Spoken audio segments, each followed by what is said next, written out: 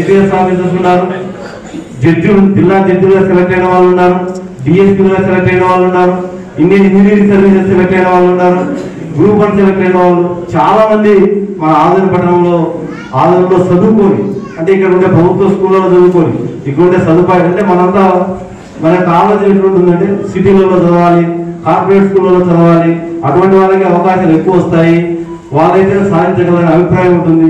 అది తప్పు అని మన ప్రాంత ప్రజలు, మన చుట్టుపక్కల ఉండే వాళ్ళు, మన క్లాస్మేట్స్, మీ మిత్రులు అంతా కూడా ఇటువంటి ఉన్నత పదవుల్లో పోయినారు, ఉన్నతమైన సర్వీసెస్ సాధించారంటే అది మీకు కూడా ఒక ప్రేరణ, ఉత్సాహం.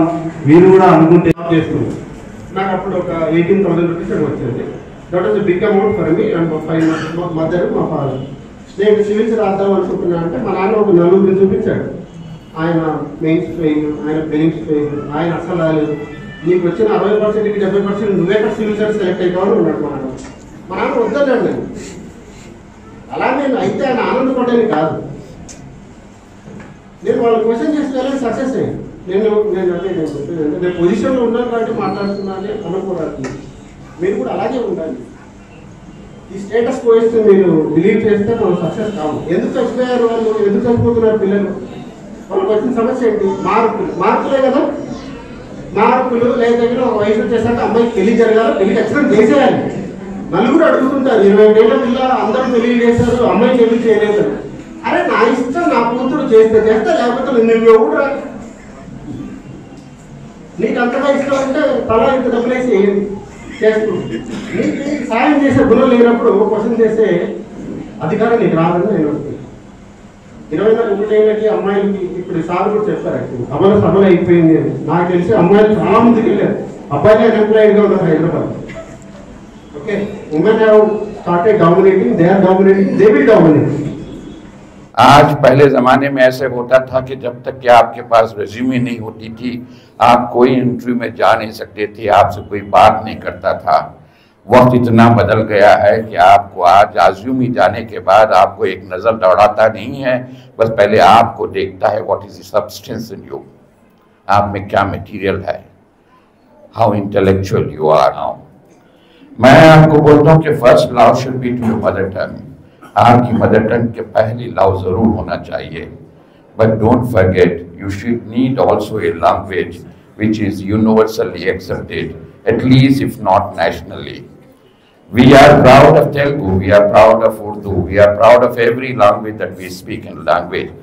आपको मैं एक चीज़ और बताना चाहता हूँ, जब तक कि आप द आर्ट ऑफ आर्टिकुलेटिंग आप पे नहीं आएगा।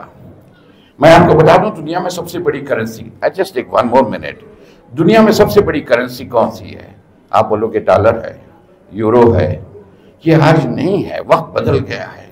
आज सबसे बड़ी करेंसी आपका आज दुनिया में आइडिया है। Microsoft is an idea. You talk about anything which is there, this are the ideas. So you need to be very innovative, you need to be very creative. We start thinking out of box. आप वो books पे पढ़े हुए चीजों से आप दुनिया नहीं चला सकते। आप उसको एक फाउंडेशन बनाकर वहां से सोचकर आपको आउट ऑफ बॉक्स सोचना पड़ेगा। आप इस कॉम्पिटिटिव वर्ल्ड में अकेले, ये जंग है, ये बहुत बड़ी जंग है अपने आप की प्रेजेंस को बनाने के लिए, ये बहुत बड़ी जंग है आपकी काबिलियत को डिमॉन्स्ट्रेट करने के लिए, ये बहुत बड़ी जंग है कि आपको कन्विंस करने के लिए। तो मैं पहली चीज कई हैं, मैं आज एक ही चीज बोलूंगा कि आपको आर्टिकुलेशन पे बहुत इंपॉर्टेंस देने पड़ेगा। First of all you churn out the ideas and these ideas has to be articulated in a very presentable manner, very convincing manner, very gracefully. People should able to lend the ears to, आप अपने वो काम दे दे। आप जब बात करें तो आपको सुनने के लिए कोशिश करें। आप 1 मिनट की बात कर रहे हैं तो 2 मिनट सुनने की बात करें। Who is the best salesman? पहले जो अपने प्रोडक्ट और सर्विसेज बेचता वो बेस्ट सेल्समैन नहीं है। बेस्ट सेल्समैन जो है पहले अपने आप को बेचता है। He makes him presentable and acceptable in that particular platform, then he sells his product and services. So आपको इस तरह करना पड़ेगा। और जब तक कि आप ये आर्टिकुलेशन नहीं करेंगे अपने थॉट्स एंड आइडियाज को, आप में नेगोशिएशन स्किल नहीं आएगा, आप में कन्विंसिंग स्किल नहीं आएगा, आप अपने आप को, आपकी एजुकेशन, आपकी काबिलियत और आपकी एबिलिटी को आप डिमॉन्स्ट्रेट नहीं कर पाएंगे. Make sure you spend some time, listen to a lot of things which could be basically available, and articulate everything that you have in a mind in a manner which is most welcome and acceptable.